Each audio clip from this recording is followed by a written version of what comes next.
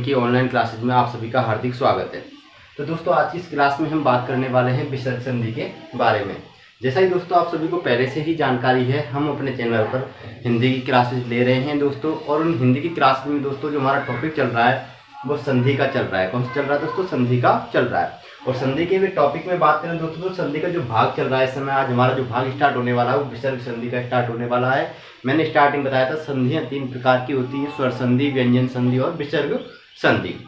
तो दोस्तों स्वर संधि और व्यंजन संधि के बारे में हमने कंप्लीटली पढ़ लिया है दोस्तों। आज हम स्टार्ट करने वाले हैं विसर्ग संधि के बारे में पढ़ने वाले हैं। आज जो हमारा मुख्य टॉपिक स्टार्ट हो रहा है दोस्तों वो हो रहा है विसर्ग संधि। और दोस्तों अब तक हमने हिंदी की लगभग हमारी 31 क्लासेज कंप्लीट हो चुकी है। आज की जो क्लास है दोस्तों वो हमारी 32वीं क्लास है। तो इस क्लास की तरफ चलने से पहले मैं दोस्तों आपसे एक बात कहना चाहता हूं दोस्तों, आप हमारे चैनल को ज़्यादा से ज़्यादा शेयर किया करें, ज़्यादा से ज़्यादा चैनल को सब्सक्राइब किया करें और हमारी वीडियो हैं उनको ज़्यादा से ज़्यादा लाइक किया करें दोस्तों। तो चलते हैं दोस्तों अपने टॉपिक की तरफ, विसर्ग संधि। जैसा दोस्तों मैंने स्टार्टिंग में आपको जब वर्ड विचार का टॉपिक कराया था तो वर्ड विचार के टॉपिक में मैंने स्वर के बारे में, विसर्ग के बारे में, व्यंजन के बारे में विस्तार से कंप्लीटली बता दिया था। और ये भी बता दिया था कि स्वर क्या होते हैं, व्यंजन क्या होते हैं, व्यंजन किसे कहते हैं, व्यंजन की विशेषताएं क्या होती हैं, स्वर की विशेषताएं क्या होती हैं, विसर्ग की विशेषताएं क्या होती हैं। हमने सारे तथ्यों पे विस्तार पूर्वक पहले ही चर्चा कर ली है। फिर भी मैं दोस्तों आज एक बार फिर बता देता हूँ कि हम विसर्ग किसे कहते हैं दोस्तों, विसर्ग संधि किसे कहते हैं। कि विसर्ग संधि के अंतर्गत क्या होता है दोस्तों कि विसर्ग का, यानी हम कुल मिला के कह सकते हैं कि हमारी हिंदी में जो विसर्ग का चिन्ह होता है दोस्तों, हम कुल मिला के बात कह सकते हैं दोस्तों, जो हमारा विसर्ग होता है उस विसर्ग का एक सिंबल होता है, ये होता है। इस दोनों चिन्हों को हम क्या बोलते हैं दोस्तों? विसर्ग बोलते हैं। अगर इस विसर्ग का अगर हम मेल दोस्तों किससे कर दें, स्वर से कर दें या व्यंजन से कर दें, यानी हमारा इसका मेल स्वर से होगा या व्यंजन से होगा, इन दोनों में से किसी से भी हो।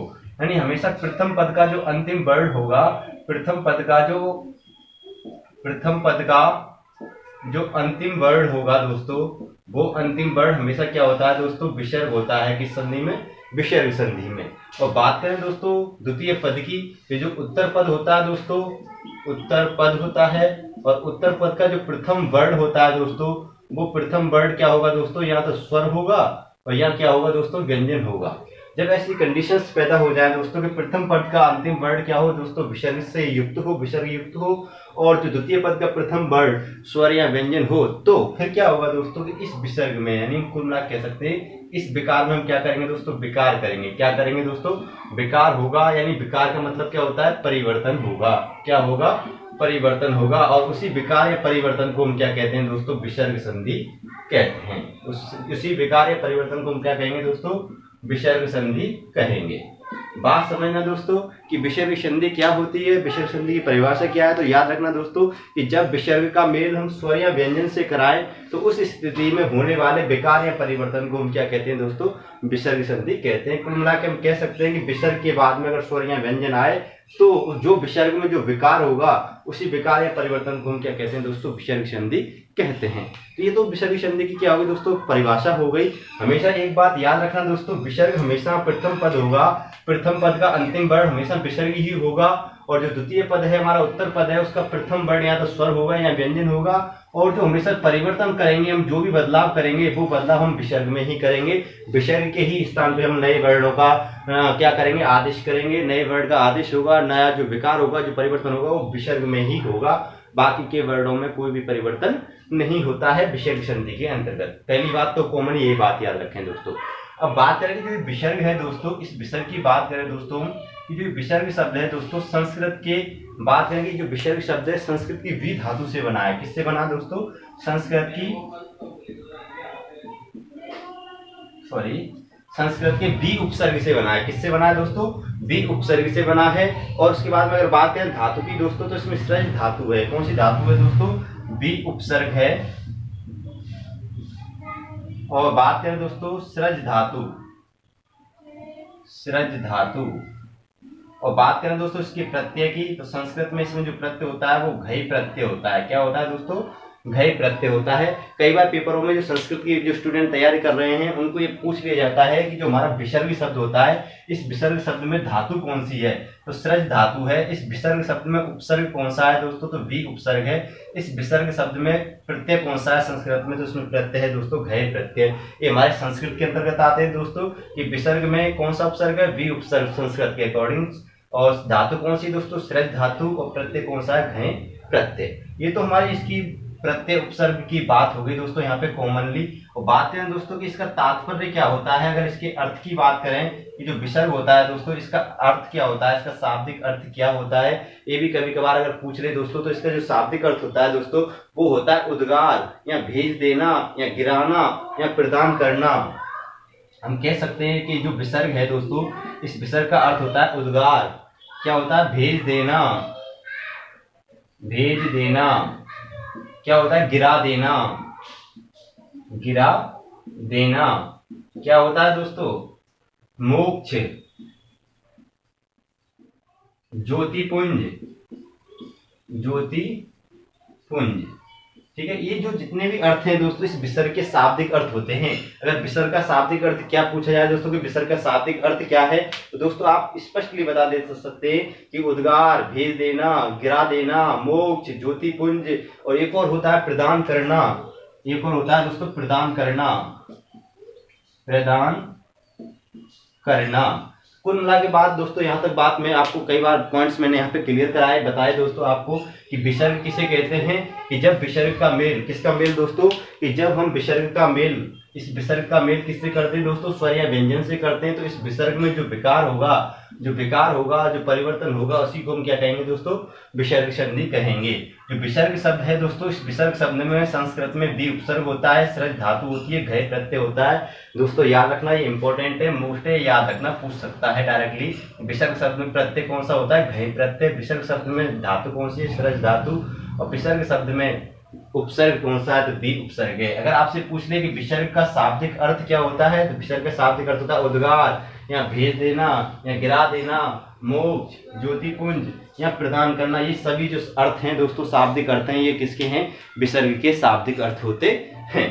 एक बात याद रखना दोस्तों कि विसर्ग हमेशा क्या होगा, जब विसर्ग संधि हम पढ़ते हैं तो विसर्ग संधि पढ़ते समय एक बात और कॉमनली याद रखनी है आपको, कि जो विसर्ग में ही हमें क्या करना है, विकार या परिवर्तन करना है, हमें कहीं पर भी कोई भी चेंजिंग नहीं करनी है। एक और बात याद रखें, अगर इसकी विशेषताओं की बात करें दोस्तों, विसर्ग संधि की अगर विशेषताएं देखें हम दोस्तों, यहाँ पे क्या देखें दोस्तों, इसकी अगर विशेषताएं देखें, विशेषताएं देखें दोस्तों, तो इसकी विशेषताओं में याद रखना कि जो विसर्ग होते हैं दोस्तों वो क्या होती है, अयोग्य बाहा ध्वनि होती है। विसर्ग होता है वो क्या होती है दोस्तों, अयोग्य बाहा ध्वनि होती है। और दूसरी कॉमनली बात याद रखना कि विसर्ग का प्रयोग यानी इनका प्रयोग सदैव सदैव स्वरों के साथ प्रयोग, स्वरों के साथ प्रयोग। और एक और बात कॉमनली याद रखना दोस्तों इनकी, उच्चारण हा के समान होता है। किसके समान होता है दोस्तों, हा के समान। और किससे होता है दोस्तों, कंठ से होता है। किससे होता है, कंठ से होता है। ये तीन विशेषताएं और याद रखना विसर्ग की, कि विसर्ग क्या है दोस्तों, एक अयोग्य बाहा ध्वनि है। विसर्ग क्या है दोस्तों, एक अयोग्य बाहा ध्वनि है। विसर्ग का प्रयोग सदैव स्वरों के साथ होता है। और विसर्ग का जो उच्चारण है वो किसके समान होता है दोस्तों, हा के समान होता है। और किससे होता है, कंठ से होता है। जैसे हम कह सकते हैं दोस्तों, यहाँ पे हम लिख सकते हैं, जैसे हमने यहाँ पे लिखा राम, क्या लिखा दोस्तों, राम। अगर इसमें विसर्ग लगा दें तो हम इसको कैसे बोलेंगे, राम हाँ। क्या बोलेंगे दोस्तों, राम हाँ। हम सपोज है यहाँ पे लिख देते हैं गुरु, क्या लिख देते हैं, गुरु। अब गुरु में हम अगर विसर्ग लगा दें दोस्तों, क्या लगा दे, विसर्ग लगा दे, तब उसको क्या बोलेंगे, हम गुरुहु। क्या बोलेंगे दोस्तों, गुरुहु बोलेंगे। यानी जो हमारा विसर्ग होता है हा के समान इसका उच्चारण होता है। तो इतने सारे पॉइंट्स हैं दोस्तों विसर्ग संधि के। ये सारे पॉइंट्स आपकी परीक्षाओं के लिए बहुत ही इंपॉर्टेंट हैं दोस्तों। आगामी भर्तियों का भी आपको ध्यान रखना है कि अब कुछ जो भर्तियां आने वाली हैं, जिन भर्तियों में मुख्य रूप से दोस्तों बीओ की परीक्षा है हमारी, मुख्य रूप से यूपीएसआई की परीक्षा है, मुख्य रूप से क्या है दोस्तों, यूपी लेखपाल की भर्ती है। इन सभी भर्तियों का आप ध्यान रखते हुए हिंदी का क्या करें दोस्तों, अध्ययन करें। कंप्लीटली मैं आपको यहाँ पे सारे पॉइंट्स करा रहा हूँ दोस्तों। तो इस प्रकार विसर्ग संधि के हमने कितने सारे पॉइंट्स क्लियर कराए दोस्तों, कि विसर्ग की परिभाषा, विसर्ग की उपसर्ग धातु प्रत्यय, विसर्ग का शाब्दिक अर्थ, विसर्ग की क्या है दोस्तों ये विशेषता है। सारे पॉइंट्स क्लियर हो गए होंगे दोस्तों। विसर्ग का उच्चारण कैसे होता है, तो हा के समान होता है। हमेशा जब विसर्ग का उच्चारण करें दोस्तों तो कैसे करें, हा के समान। जिस भी वर्ड में, जैसे मान चलो मनोरथ, था में क्या लगा हुआ है दोस्तों, अगर विसर्ग लगा तो कैसे बोलेंगे, मनोरथ। क्या बोलेंगे दोस्तों, मनस्कामना। ठीक है, इस प्रकार हम किसका उच्चारण करते हैं दोस्तों, विसर्ग का करते हैं। तो ये तो हमारे हो गए विसर्ग की नॉर्मली जानकारी। जब हम विसर्ग संधि पढ़ते हैं दोस्तों, तो विसर्ग संधि के कोई भी प्रकार नहीं होते हैं। विसर्ग संधि में क्या चलते हैं दोस्तों, नियम चलते हैं व्यंजन संधि के भांति। तो जो आगामी हमारा चरण है दोस्तों, उस चरण में हम विसर्ग संधि की क्या करेंगे दोस्तों, नियमों के बारे में स्टडी करेंगे, नियमों के बारे में हम पढ़ाई करेंगे, नियमों के बारे में हम आपको बताएंगे। आप इन सभी पॉइंटों को दोस्तों अपने नोटबुक में एक नोट्स बना लें, और उस नोट्स में दोस्तों इन सभी पॉइंटों को राइट करते जाएं। एक एक पॉइंट मैं आपके लिए महत्वपूर्ण बता रहा हूँ, बहुत ही इंपॉर्टेंट है यूपी लेखपाल की तैयारी करने वाले बच्चों के स्टूडेंट्स के लिए, एंड यूपी एसआई की तैयारी करने वाले के लिए, एंड आपकी बीईओ की तैयारी करने के वालों के लिए, या फिर जो टीचिंग से संबंधित, चाहे टेट हो, चाहे सेकंड ग्रेड हो, चाहे फर्स्ट ग्रेड हो, चाहे टीजीटी हो, चाहे पीजीटी हो, सभी स्टूडेंट्स के लिए जो हम हिंदी करा रहे हैं दोस्तों, वो क्या है यहाँ पर बहुत ही इंपॉर्टेंट है। एक बात याद रखना दोस्तों, अब इसका स्क्रीनशॉट ले लें दोस्तों, फिर मैं नेक्स्ट अगले पॉइंट्स की तरफ चलता हूँ। अगले जो पॉइंट में दोस्तों हम पढ़ेंगे, वो पढ़ेंगे हम किसके बारे में, विसर्ग संधि के नियमों के बारे में। किसके बारे में पढ़ेंगे दोस्तों, विसर्ग संधि के नियमों के बारे में पढ़ेंगे।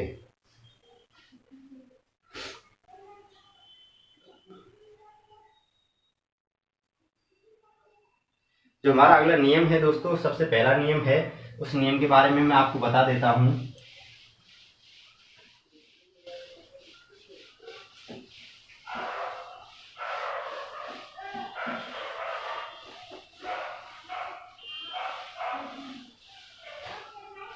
देखो दोस्तों, नियम नंबर एक, अगर बात करें दोस्तों नियम नंबर 1 की, कि हमारा इस विसर्ग संधि का फर्स्ट नियम की बात करें, नियम नंबर 1, नियम नंबर पहला।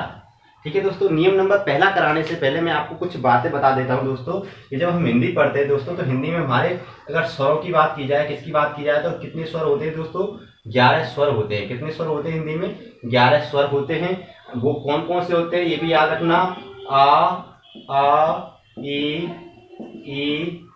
उ री ए आई ओ और औ। ये तो हमारे क्या है दोस्तों, 11 स्वर होते हैं हम हिंदी पढ़ते समय। अगर बात करें दोस्तों व्यंजनों की, तो व्यंजन हमारे कितने होते हैं दोस्तों, 33 व्यंजन माने गए मूल रूप से। हम मूल व्यंजनों की बात कर रहे हैं दोस्तों, तो 33 व्यंजन होते हैं। कौन कौन से होते हैं दोस्तों, का, खा, गा, घा और अंघा, चा, छा, जा, झा और या, टा, ठा, डा, ढा और अड़ा, ता, था, डा, धा और ना, पा, फा, वा, भा और मा। और बात करें दोस्तों अंतस्थ व्यंजनों की, या, रा, ला, वा। बात करें उष्ण व्यंजनों की, शा, सा, सा और हा। कुल मिला कह सकते हैं दोस्तों 25 वर्ड तो हमारे क्या हो गए दोस्तों, इनको हम क्या बोलते हैं, स्पर्श व्यंजन। इनको क्या बोलते हैं दोस्तों, स्पर्श व्यंजन बोलते हैं। इनको क्या बोलते हैं दोस्तों, अंतस्थ बोलते हैं। क्या बोलते हैं दोस्तों, अंतस्था बोलते हैं।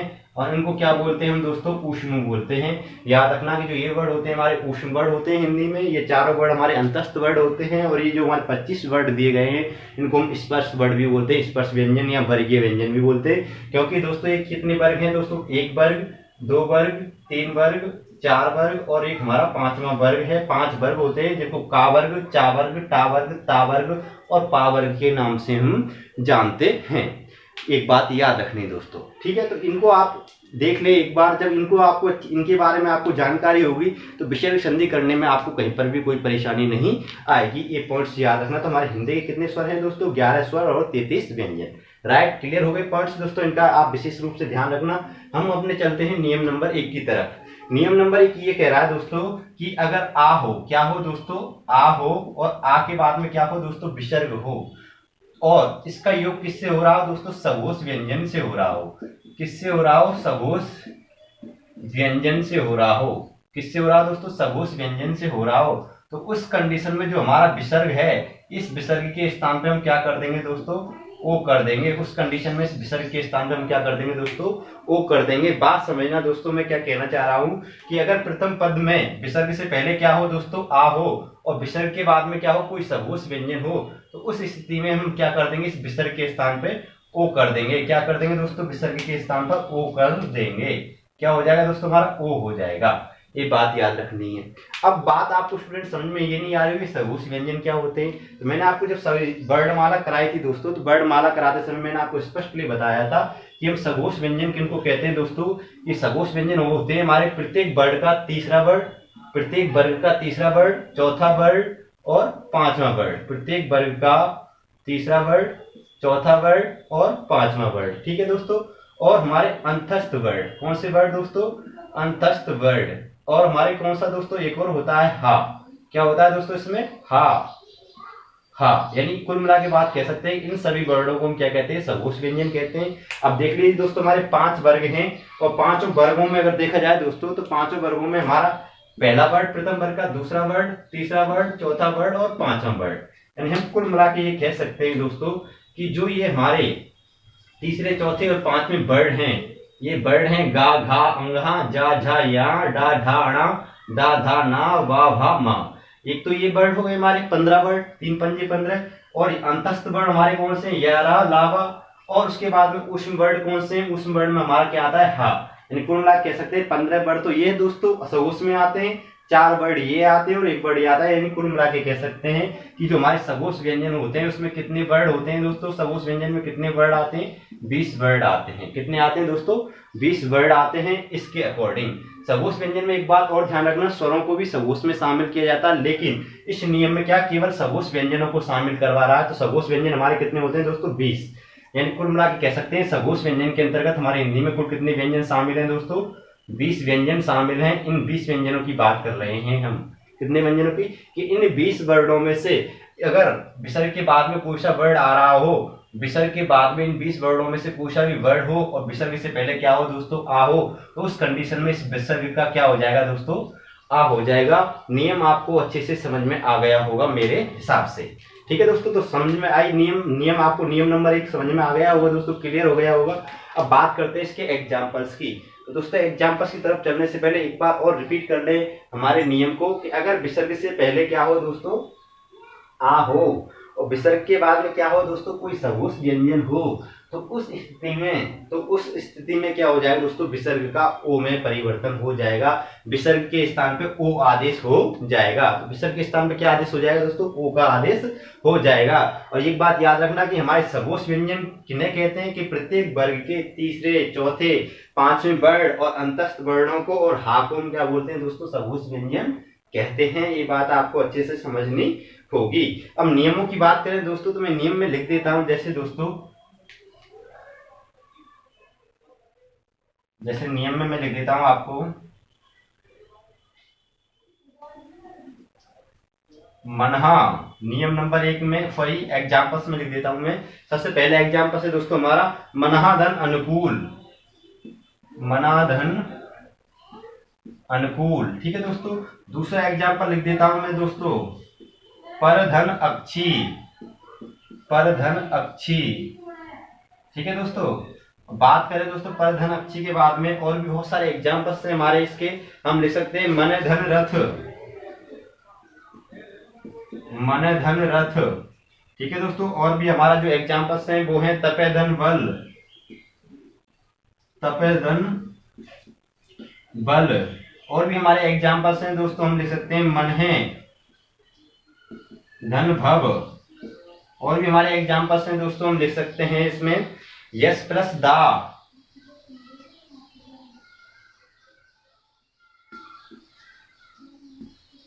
यस प्लस दा। देखो दोस्तों अगर इनके करें दोस्तों तो यहाँ पे क्या आ रहा है? विसर्ग से पहले अगर हम देखें दोस्तों कि विसर्ग है हमारा, ये क्या है दोस्तों? विसर्ग। और इस विसर्ग से पहले क्या आ रहा है? आ। नाम में क्या जुड़ा हुआ है? आ। इस विसर्ग से पहले क्या आ रहा है? आ। राम में क्या जुड़ा हुआ है? आ। इस विसर्ग से पहले क्या आ रहा है? आ। इस विसर्ग से पहले क्या आ रहा है दोस्तों? आ। इस विसर्ग से पहले भी क्या आ रहा है? आ। और इस विसर्ग से पहले भी क्या आ रहा है दोस्तों? आ। यानी कुल मिला के कह सकते हैं जितने भी ये वर्ड हैं सभी आ स्वर से युक्त है। यानी विसर्ग से पहले क्या आ रहा है दोस्तों? सभी वर्डों में आ रहा है। अब पीछे की बात करें दोस्तों तो मन है धन अनुकूल, पीछे क्या आ रहा है दोस्तों? अनुकूल आ रहा है। क्या आ रहा है? अनुकूल। क्या आ रहा है दोस्तों, अनुकूल आ रहा है, तो इसमें स्वर शामिल है। और एक बात मैंने अभी बता देता हूं मैं दोस्तों कि जो हमारे स्वर होते हैं, ये जितने भी स्वर हैं दोस्तों, ये जितने भी स्वर हैं ये किस में आते हैं, सघोष वर्ण में आते हैं, सघोष व्यंजन में आते हैं। तो हम यहाँ पे लिख सकते हैं 11 व्यंजन। क्या लिख सकते हैं दोस्तों, 11 व्यंजन। और लिख सकते हैं कि 20 तो सॉरी 11 स्वर। सघोष में क्या आते हैं दोस्तों, 11 स्वर और 20 व्यंजन आते हैं। तो यहाँ पे क्या आ रहा है दोस्तों, हमारा स्वर आ रहा है। क्या आ रहा है दोस्तों, स्वर आ रहा है। और कह सकते हैं कि विसर्ग से पहले भी क्या है, आ, और विसर्ग के बाद में क्या है दोस्तों, एक स्वर है। तो हम कुल मिला के कह सकते हैं ऐसी स्थिति में विसर्ग के स्थान पे क्या कर देंगे दोस्तों, हम ओ कर देंगे। क्या कर देंगे दोस्तों, ओ कर देंगे। अब देखो दोस्तों, हमने यहाँ पे लिख दिया,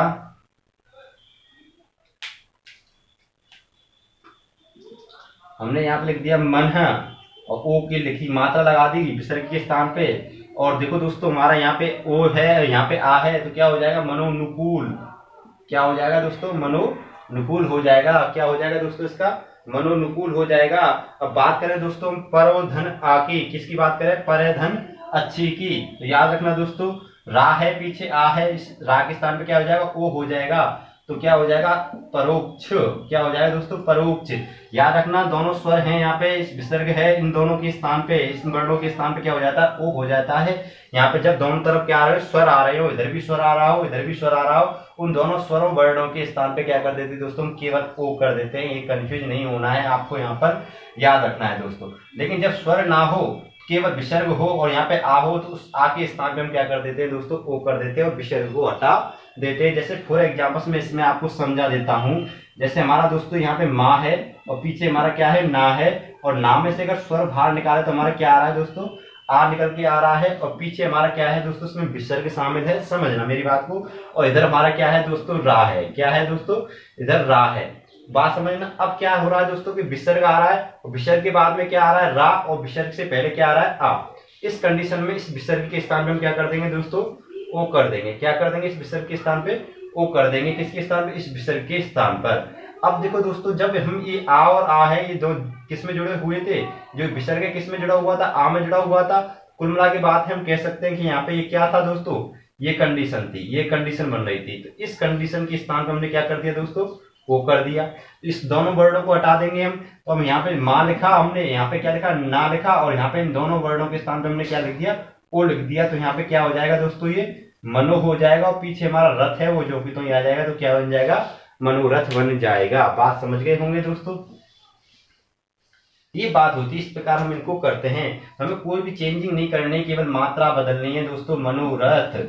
और एक बात याद रखना दोस्तों कि जब व्यंजन संधि मैंने ये नियम कराया था कि अगर संधि करते समय संधि विच्छेद में अक्षी आ रहा हो, तो संधि करते समय अक्षी के स्थान पे क्या हो जाता है दोस्तों, अक्ष हो जाता है। ये नियम मैंने आपको व्यंजन संधि में इसके बारे में बताया था पहले से ही।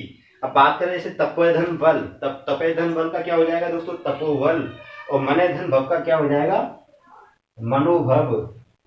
और यश प्लस दा का क्या हो जाएगा दोस्तों, यशोदा। क्या हो जाएगा दोस्तों, यशोदा हो जाएगा।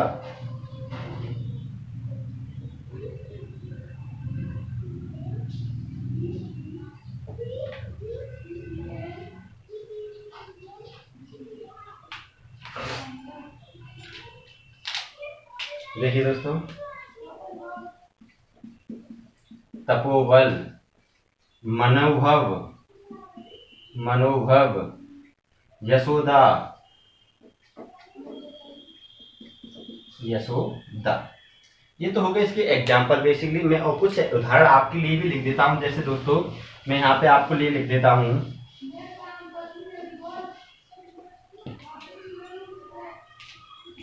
जैसे मैं वर्ड लिख देता हूं पयोधी। क्या लिख देता हूं दोस्तों, पयोधी। मैं अगला वर्ड लिख देता हूं आपके लिए, पयोज, पयोज, पयोद, सरोज, सरोज, पयोधी, पयोज, पयोद, सरोज। और उसके बाद में मैं लिख देता हूं दोस्तों सरोरुहु, सरोरुहु। उसके बाद में मैं आपके लिए लिख देता हूं सरोवर, उरोज, उरोज। उसके बाद में लिख देता हूं दोस्तों शिरोभूषण, शिरोभूषण। उसके बाद में लिख देता हूं वयोवृद्ध, वयोवृद्ध। उसके बाद में लिख देता हूँ तमोगुण। तमोगुण के बाद में लिख देता हूँ दोस्तों रजोगुण। रजोगुण। ये जो जितने भी एग्जाम्पल्स हैं दोस्तों, ये सभी इसी नियम के एग्जाम्पल्स हैं, सभी इसी नियम के उदाहरण हैं, सभी इंपॉर्टेंट उदाहरण हैं दोस्तों जो पेपरों में पूछे जाते हैं। देखो दोस्तों, आपको एक बात याद रखना है, यहाँ पे पयोज और पयोद और सरोज और सरोरुहु, यानी ये यहाँ पे आपको कितने वर्ड मिल रहे हैं, ये 4-5 वर्ड मिल रहे हैं। अगर मैं आपको इनकी इंपॉर्टेंट है दोस्तों, ये हमारे ये इंपॉर्टेंट है, ये भी इंपॉर्टेंट है, ये भी इंपॉर्टेंट है, ये भी इंपॉर्टेंट है, इनके बारे में आपको बतला देता हूँ दोस्तों कि जो पयोदी होता है, इसका होता है दोस्तों पैधन। इसका होता है दोस्तों पैधन धी, ठीक है, पैधन जा, ठीक है। तो दोस्तों जब इसको पैधन धी हो रहा है, यहाँ पे क्या आ रहा है, धा आ रहा है दोस्तों, क्या आ रहा है, धा आ रहा है, और यहाँ पे क्या आ रहा है, विसर्ग, और विसर्ग से पहले क्या आ रहा है, आ रहा है, तो ये क्या हो जाएगा दोस्तों, पयोधी हो जाएगा। और इसका क्या हो जाएगा दोस्तों, पयोज, क्या हो जाएगा, पयोज हो जाएगा। याद रखना दोस्तों, जो पयोदी होता है, इस पयोदी का अर्थ पूछ लिया जाता है कि पयोदी का अर्थ क्या होता है दोस्तों, तो याद रखना पयोदी हम समुद्र को बोलते हैं। किसको बोलते हैं दोस्तों, समुद्र को बोलते हैं।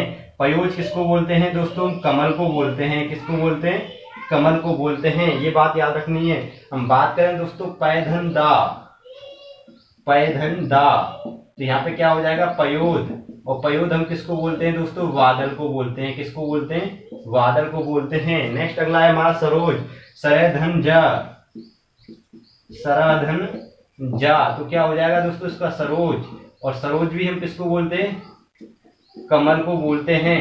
और बात करें सरोरुहु की, तो सरोरुहु को भी हम क्या बोलते हैं दोस्तों, कमल बोलते हैं। ये भी याद रखना है, सरोरुहु का भी अर्थ क्या होता है, कमल होता है। ये सारे एग्जाम्पल्स हैं, इनके शाब्दिक अर्थ भी याद रखना, बहुत ही इंपॉर्टेंट इनके शाब्दिक अर्थ होते हैं। ठीक है दोस्तों, बात समझ में आ गई होगी। अब बात करता हूं मैं दोस्तों नेक्स्ट अगले नियम की, दूसरे नियम की। ये नियम याद रखना दोस्तों कि अगर विसर्ग से पहले क्या हो, आ हो, और विसर्ग के बाद में क्या हो दोस्तों, सघोष व्यंजन हो, तो दोस्तों क्या हो जाएगा, विसर्ग के स्थान पर ओ हो जाएगा। अब देखो दोस्तों, हमने सघोष व्यंजन ले लिए, अब बाकी के हमारे 2 व्यंजन तो आ जाते हैं इसमें। जो हमारा आ है, तो आ का जो पूरा जोड़ा है इसी में शामिल कर लिया। हमारे शेष कितने बचे, यानी कुल मिला कह सकते हैं कि जो आ हमारा जो सवर्ण वर्ड है, ये तो पूरा आ गया।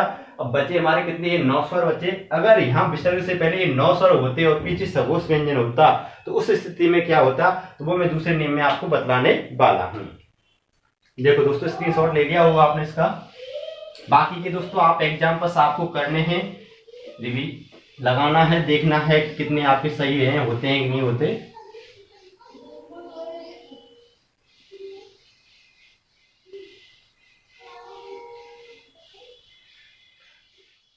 देखो दोस्तों, बात कर रहे हैं हम दोस्तों नियम नंबर 2 की। किसकी बात करेंगे हम, नियम नंबर 2 की।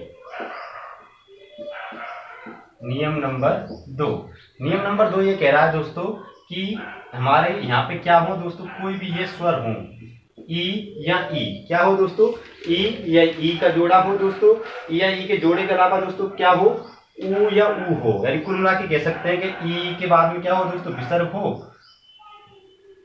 ई या ई के बाद में क्या हो दोस्तों, विसर्ग हो। या हम ये कह सकते हैं कि ऊ या ऊ, यानी मुख्य रूप से इन्हीं के एग्जाम्पल्स आते हैं, ये यानी एक ये जोड़ा हो और एक ये जोड़ा हो। इन दोनों जोड़ों के बाद में क्या हो दोस्तों, कोई सघोष वर्ड हो। क्या हो दोस्तों, कोई सघोष वर्ड हो।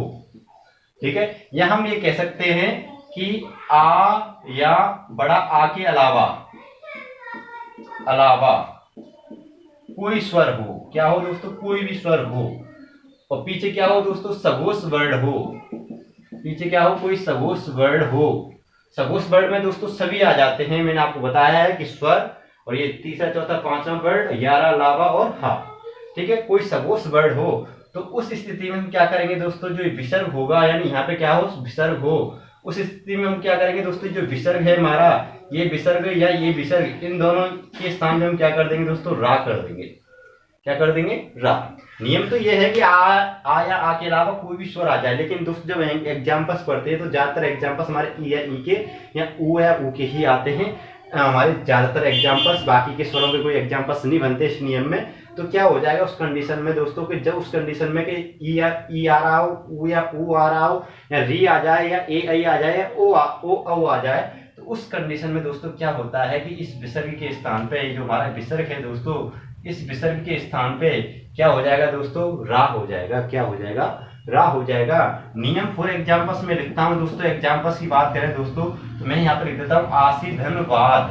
क्या लिखता हूँ, आसी धन बाद। अब देखो दोस्तों यहाँ पे समझना कि सी है हमारा, क्या है दोस्तों, सी है। अगर सी में से स्वर निकाला है दोस्तों, क्या निकला है, बड़ी ई। और बड़ी ई में क्या आ रहा है, स्वर आ रहा है। कौन सा, क्या आ रहा है, विसर्ग लग रहा है बड़ी ई में। क्या लग रहा है दोस्तों, विसर्ग लग रहा है बड़ी ई में। और पीछे हमारा क्या आ रहा है, बा। यानी कुल मिला कह सकते हैं बा क्या है दोस्तों, एक अंतस्थ वर्ड है। क्या है, यारा लावा एक अंतस्थ वर्ड है। तो इस कंडीशन में इसके स्थान पे हम क्या कर देंगे दोस्तों, रा कर देंगे। क्या कर देंगे दोस्तों, रा कर देंगे। किसके स्थान पे, इस विसर्ग के स्थान पे। क्या कर देंगे दोस्तों, इस विसर्ग के स्थान पे रा कर देंगे।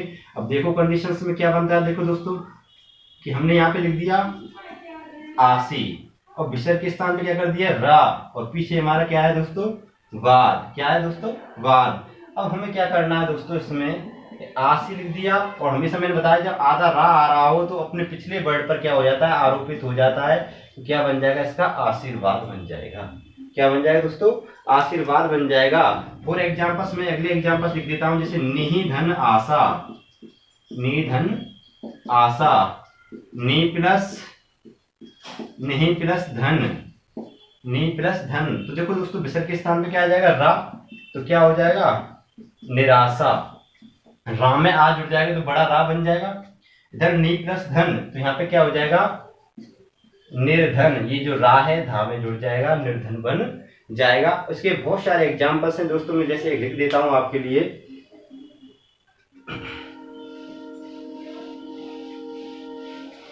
इसके एग्जाम्पल्स लिख रहे हैं दोस्तों, जैसे निर्धारण,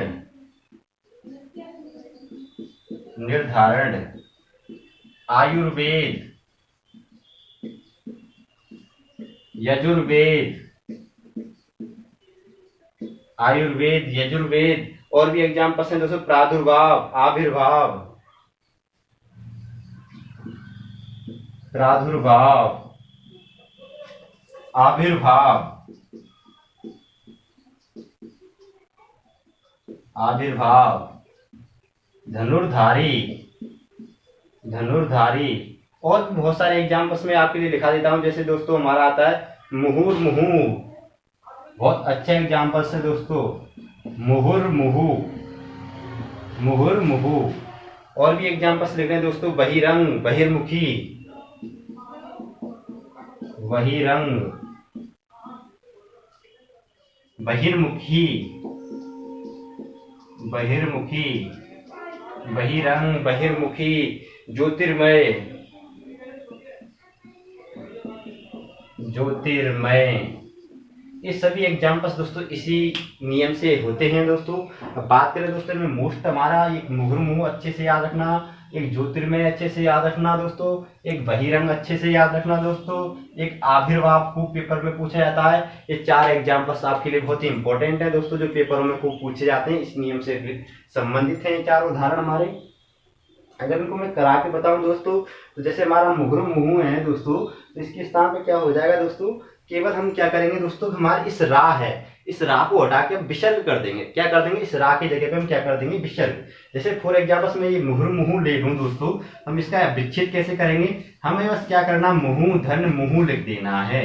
रा को छोड़कर सभी वर्ड लिख देने हैं और इस रा के स्थान पे हमें क्या कर देना है, यहाँ पे विसर्ग लगा देना है, बस। और कुछ नहीं करना है। मुहु धन मुहु, मुहु धन मुहु हमारा क्या हो जाएगा दोस्तों, मुहुरु। क्या हो जाएगा दोस्तों हमारा, मुहु। यानी दोनों में भी ऊ लगा हुआ है, यहाँ पे हु पे भी, तो मुहु धन मुहु हो जाएगा। और इस रा को हटा के हमने क्या लगा देंगे, विसर्ग लगा देंगे, बस सीधा सीधा है, कुछ नहीं है दोस्तों। अब जैसे दोस्तों हमारा यहाँ बही आ रहा है, मैंने बताया कि जब हम विच्छेद करते हैं तो देखो ये रा आ रहा है, यानी यहाँ पे क्या आ रहा है दोस्तों, रा। अब हम क्या करेंगे दोस्तों, इस रा को हटा देंगे। किसको हटा देंगे, रा को हटा देंगे। जैसे हमने यहाँ पे क्या किया, पहले तो हम भई लिख देंगे, यहाँ पे बही लिख दिया। अब यहाँ पे रा आ रहा है इसके बाद में, तो रा के स्थान पे हमने क्या कर देंगे, विसर्ग लगा देंगे और प्लस का चिन्ह लगा देंगे। अब जब यहाँ से रा में से हम ये रा को अगर तोड़ेंगे दोस्तों, तो क्या आ रहा है दोस्तों, आप, राधना। तो रात की जगह पे हमने क्या कर दिया, यहाँ पे विसर्ग कर दिया। तो रा की जगह पे तो हमने यहाँ विसर्ग कर दिया, ये कर दिया, ये तो हट गया, यहाँ से विसर्ग हो गया, बचा क्या हमारा आ। तो इस आ को हम यहाँ पे लिख देंगे, ऊपर क्या है हमारा अनुस्वार। इस प्रकार बही धन अंग हो जाएगा। क्या हो जाएगा, बही धन अंग हो जाएगा। अब बात करें दोस्तों ज्योति, क्या आ रहा है दोस्तों, ज्योति र, ज्योतिर, यानी ज्योति के बाद में रा आ रहा है, तो यहाँ पे हम क्या करेंगे, पहले ज्योति लिख देंगे, फिर ज्योति के बाद में क्या आ रहा है, ज्योतिर, रा आ रहा है, तो रा के स्थान पे विसर्ग कर दिया, और पीछे हमारा क्या बचा शेष, मय, तो ज्योति धन मय। इस प्रकार हम विच्छेद भी करते हैं, अच्छे से समझ लेंगे दोस्तों। तो ये हुआ हमारा दोस्तों नियम नंबर 2। बाकी के उदाहरण हैं आप अच्छे से आपको करने हैं, नेक्स्ट उदाहरण बात करते हैं दोस्तों नियम नंबर 3 की। दोस्तों तो याद रखना दोनों के दोनों नियम एक दूसरे से जुड़े हुए हैं। अगर आ या आ आए तो आपको क्या करना है, विसर्ग के स्थान पे ओ करना है। अगर आ या आ ना आए, बाकी के स्वर आए, तो आपको क्या करना है, विसर्ग के स्थान पे रा करना है। तो नियम हमारे 2 कंप्लीट हो चुके हैं दोस्तों। बात करते हैं हम नियम नंबर 3 की। नियम नंबर 3 हमारा क्या कहता है, ये बात ध्यान रखो। नियम नंबर 3 थोड़ा छोटा सा नियम है दोस्तों, बहुत अच्छा है, पर पेपरों में पूछा भी जाता है, इंपॉर्टेंट भी है आपके लिए। नियम नंबर 3 क्या कह रहा है दोस्तों हमारा, नियम नंबर 3 ये कह रहा है कि दोस्तों विसर्ग से पहले क्या हो दोस्तों, आ हो, और विसर्ग के बाद में दोस्तों क्या हो, ई हो, यानी कह सकते हैं बड़ा आ हो, क्या हो दोस्तों, ई हो, ऊ हो, और क्या हो दोस्तों, ए हो, यानी इन चारों वर्डों में से कोई भी वर्ड हो, किसके बाद में, विसर्ग के बाद में। और विसर्ग से पहले क्या हो दोस्तों, आ हो, तो क्या होगा दोस्तों, इस विसर्ग का हम क्या कर देंगे दोस्तों, लोप कर देंगे। क्या कर देंगे, लोप, यानी इसको बिल्कुल हटा देंगे, इसका क्या कर देंगे हम दोस्तों, लोप कर देंगे। नियम उदाहरण देखें दोस्तों इसके, जैसे मैं यहाँ पे लिख दूं दोस्तों, अतः धन एव, अतः धन एव,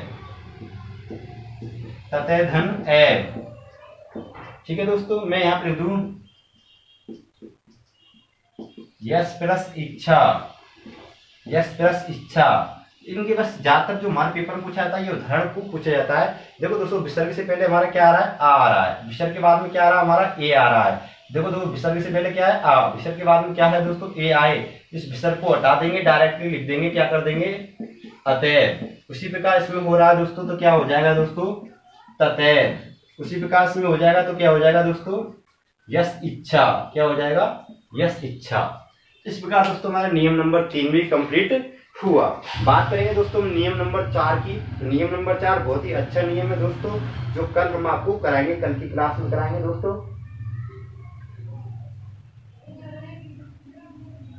आज की क्लास में बस दोस्तों इतना ही कराएंगे हम आपके लिए। 3 नियम करा दिए हमने, और स्वर के यानी विसर्ग के बारे की विशेषताएं है, उन विशेषताओं के बारे में भी कंप्लीटली आपको समझा दिया। यानी विसर्ग हमारे क्या होते हैं, विसर्ग के बारे में क्या क्या पॉइंट्स होते हैं, विशेषताएं क्या हैं, उनकी परिभाषा क्या है, अर्थ क्या है, और उनके शाब्दिक अर्थ क्या है दोस्तों, वो सभी हमने संधि में कराए। और विसर्ग संधि से संबंधित दोस्तों हमने यहाँ पे आज कितने नियम पढ़ लिए, 3 नियम कंप्लीट कर लिए। कितने नियम कंप्लीट कर लिए दोस्तों, 3 नियम कंप्लीट कर लिए। जो बाकी के जो अगले नियम है, नेक्स्ट नियम में 5-6 नियम और हैं विसर्ग संधि के दोस्तों, उन नियमों के बारे में हम कल की क्लास में चर्चा करेंगे। दोस्तों आज की क्लास में बस इतना ही। जाते जाते आपसे मेरा यही कहना है कि दोस्तों वीडियो को ज़्यादा से ज़्यादा लाइक अवश्य किया करें दोस्तों, ज़्यादा से ज़्यादा अपने दोस्तों को शेयर किया करें। प्रत्येक स्टूडेंट अपने कम से कम 20-25 साथियों को ये वीडियो शेयर करेंगे दोस्तों, चैनल के लिंक से शेयर करेंगे तो दोस्तों अच्छा होगा, क्योंकि जितने से ज़्यादा स्टूडेंट हमसे जुड़ेंगे पढ़ाने में दोस्तों उतना ही आनंद मिलेगा। और मैं आपको ज़्यादा से ज़्यादा क्या करूँगा दोस्तों, मैटर प्रदान करने की, ज़्यादा से ज़्यादा चीज़ें प्रदान करने की कोशिश करूँगा दोस्तों। तो दोस्तों चलते हैं, मिलते हैं आपसे नेक्स्ट अगली वीडियो में, तब तक के लिए अलविदा, नमस्कार।